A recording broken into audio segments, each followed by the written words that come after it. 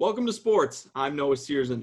Another week, another full slate of football games, and for Syracuse, another chance to find themselves in the win column. After a tough week down in Chapel Hill, SU traveled down to the Steel City to take on former Big East rival Pitt, and boy, the game did not disappoint. As we roll the highs right here, you see Dino Babers getting his squad ready. And we're going to pick this one up midway through the first quarter. Kenny Pickett throws what looks like a screen pass. Vincent Davis can't handle it. SU jumps on it on the Pitt 14-yard line. They end up getting a field goal on that drive to go up 3-0.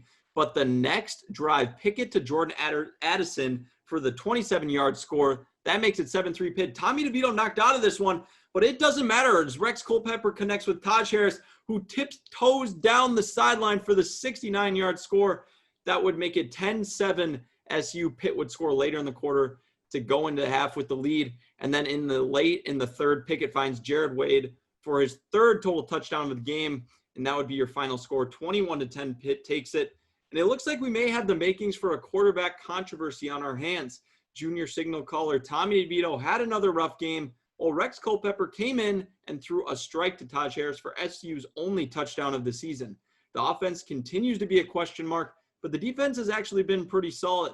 The Orange held a Pitt team that scored 55 points the week prior to just 21 points on Sunday. And after the game, Dino Babers praised the defense's effort through two games.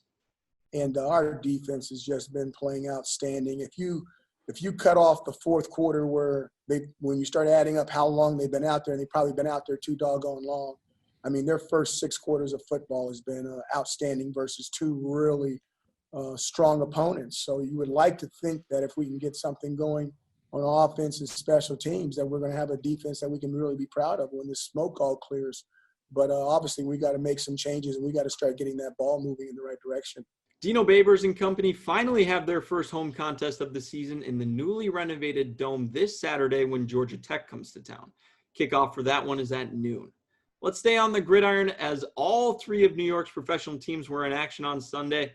And we start down in Miami for a pivotal AFC East matchup between the Bills and Dolphins. And once again, it was the Josh Allen show. The third-year quarterback from Wyoming balled out to the tune of 417 yards and 4 touchdowns. Miami would make a push in the fourth quarter with a Mike Gesicki score, but in the end, Buffalo came out on top 31-28, moving into the division lead at 2-0. The Bills' fellow AFC East foe were also in action, but it wasn't very pretty as the 49ers thrashed the Jets 31-13. San Francisco started the game with an 80-yard Raheem Mostert rushing touchdown and never looked back as you see the Niners average 6.3 yards per carry. New York, on the other hand, really couldn't get anything going on offense as they continue to struggle on that side of the ball. The lackluster performance moves Adam Gase's squad to 0-2 on the season. And the Giants took on the Bears on Sunday, and despite a late drive down the field by Daniel Jones, New York could not connect on the final play, falling to Chicago 17-13. The big story here, however, though, was New York's star running back Saquon Barkley, who ended up leaving the game in the second quarter. Initial reports feared the worst, and that came true today as the team announced Barkley tore his ACL and will miss the remainder of the season. The G-men brought in veteran running back Devonta Freeman in for a workout today, and although the team has Lewis and Wayne Gallman on the roster, Freeman would certainly add skill to the running back room.